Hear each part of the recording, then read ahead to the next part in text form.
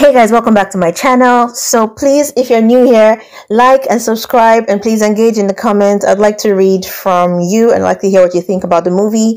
So with the way this guy was running around at the beginning of the movie, running around his house, I thought he was late for work. Well, he was late for a different type of work because this movie is really just about hustle. So I'm on my way. I'm like, where is he going to? He brings home this lady dressed like a boy. You know those days in Nollywood when someone is just coming from abroad and coming from the abroad, and they just wear coats inside this Nigerian heat. Anyway, she's like, she cannot live in this small house. Why'd you bring me to this house? Because this is just one of my mansions. And then she tells him that her house is made of gold. So he tried carrying her upstairs and they both fall, and then she said to call her insurance, like her insurance is going to pay. We never hear what happens next after that. So I feel like that part of the script was unnecessary. But let's just continue. I'm just here to make you guys enjoy this movie. So they finally arrive at the room and she's disappointed that he is not yet on... He's not yet on 6G. He's still on 2G edge. No bad. Where are the robots? I don't see no robots. What robot? She's disappointed that he doesn't have robots doing errands around his house. Every family has robots in London. No, they don't. They probably have beans, not robots. Sorry. And then she does this unnecessary thing where she says, sprinkle, sprinkle. Make you something to eat, okay? Okay. All right. Be right back. Sprinkle, sprinkle. Why? Okay.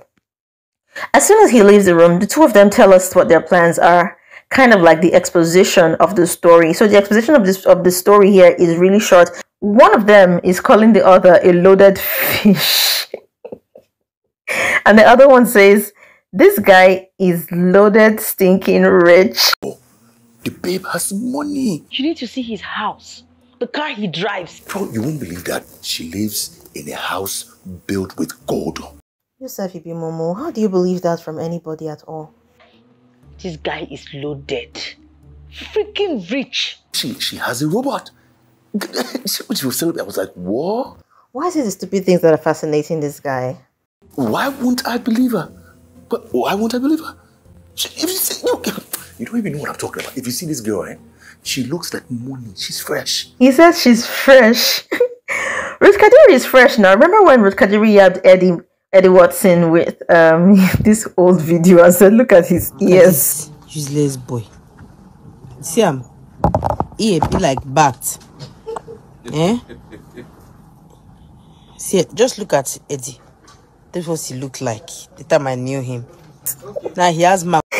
So we find out that he's really just after her for a UK passport, and this is a Jackba movie. This movie reminds me of those parents that use all their resources to put their kids in rich people's school so that they can meet rich people, only to find out that everybody in the school is a hustler like them, and rich people are saving their money and putting their kids in public schools. So in the rich people's school, na poor man pikin, jam poor man pikin.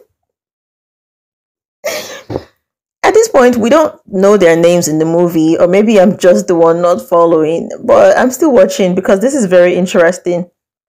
So he brings her food and she rejects it and asks for some other type of food.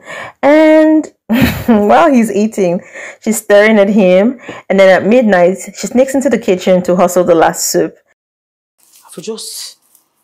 Oh, I want chicken peri-peri. I just did talk rubbish. Which one is chicken peri-peri?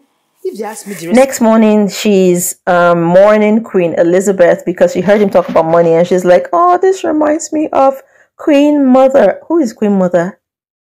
I have a meeting with the governor. You know, I'm pretty late. Governor? Yeah, the governor. Wow. He's my business partner. I run a lot of things for him. But are you okay?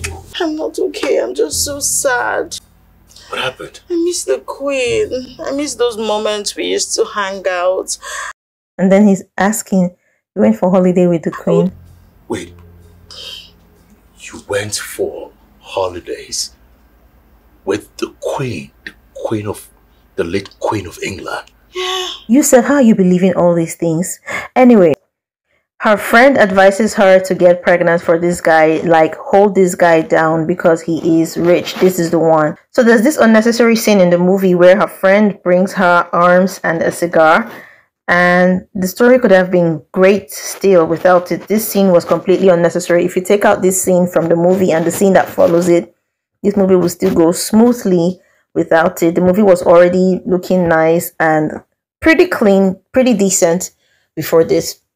Okay, so while we're still watching this movie and we already know what's up, this young man's revelation moment, he's coming to Jesus moment, the moment when the scales fall off his eyes, is when his friend comes over to have dinner with them. And then she says, Harry and I are so close. Megan and I are besties. You know, it's a very small project. Yeah, And what are they he's offering? offering about 500 million naira. Are you okay? I spent that amount one night at a club. What? One night? She's like that. She's like that. My baby didn't tell you? Oh, yeah. Rich bitch. Sprinkle, sprinkle. Oh, wait, that's not a joke? No. A joke? No.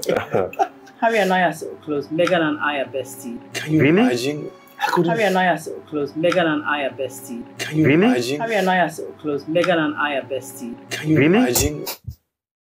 Chineke. And the friend is like, this is not a joke. No, it's not. So the funny thing about this scene is that even the friend came in as part of the guy's script to pretend he's a very wealthy investor and impress the girl with big numbers. This friend on his way out then leaves a message or maybe something to think about for his gullible friend. She couldn't even mention the street she lives in London. I mean, there's no such thing as Heaven's Park. So my baby girl is up at night making calls, imaginary calls, talking about how she misses her babies, her dogs, and her cat. This guy is no longer comfortable with the lies. He's eavesdropping on the phone call, and then she tells him she also wants to get a lion and a tiger. You know, I was thinking, I actually want to get a lion, you know, or maybe a tiger. But I'm like, you know, these cat families, I don't know. And personally, I like this little cubs. You know, when they're still cubs, they're usually very cute. Madame Kadiri's writers or Eddie Watson's writers did not take it easy with this script. Okay. So the next day, he takes a moment to search her belongings and finds bitter cola and an ID card carrying her real name. Before she could say the next sprinkle, sprinkle, he blurts her name. Sprinkle, sprinkle. Wait, how do you even start a conversation with sprinkle, sprinkle? Chiamaka Maduka. Say me why. He asked her why she did what she did, and then she said something that really touched me. Why did you lie to me? Because the kind of guy I want will not want me unless I package myself in a certain way. They do a throwback of how he got the car. The house is his rented place, and the payment will soon expire. At this point, she's still in denial. She's like, nah, this guy is just trying to scare me. He's not really poor. He's just trying to scare me. He's rich. Of the millions, billions I've been hearing. You know, do your own. Unfortunately, now she's pregnant for a poor guy. And he's like, I don't even care. You need to get out of my house. Because the house is don't spoil. You don't cut. Okay, so what we're about to see now is the funniest scene where she enters the kitchen. Richie liar, big liar. Richie liar, big liar. Jobless businessman. Since Chiamaka has refused to leave, he consults his female friend to come to the house to get Chiamaka to leave. But, well, street girl, Chiamaka scared the girl away instead. So, one day, Chiamaka is like, I've not even seen this guy all day. Like, should I check up on him? Then she checks up on him and realizes that he's ill. Typical Nigerian YouTube Nollywood. Now, sickness and care, they bring two people together. Every time, they just need sickness and care to bring them to love. Only Remy in one of the YouTube movies I saw. Ruth, Kadiri, one movie like that I saw. There's another movie where the guy was Chidi, he did this, and then there's this other YouTube movie where this rich guy, I mean, it's a lot, it's plenty. Even RMD in Fine Wine, it was sickness that brought him and that girl like really, really close. Wait, you guys should see this part. I think they did well. Benita. Benita. Chiamaka. Alive, alive, no kill person. In this movie, this guy then uses his American accent to say, Can we start over again?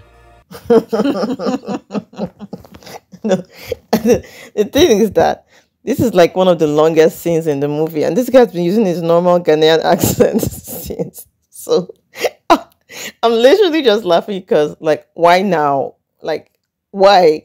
I think it's just because it's one of those cliche lines in so many Hollywood rom-coms. Chi for short. Chi baby. Bye bye. So we're trying to start all over again, but this girl still has many names. In the end, he goes for an interview, gets a job, and he hates his friend. Guess what? You got a job? I hate you. You got a job? I got a job, bro! I'm kidding, guys. Thank you guys for watching. Please like and subscribe, and let me know what you think about this movie. See ya. Bye. From worry for you.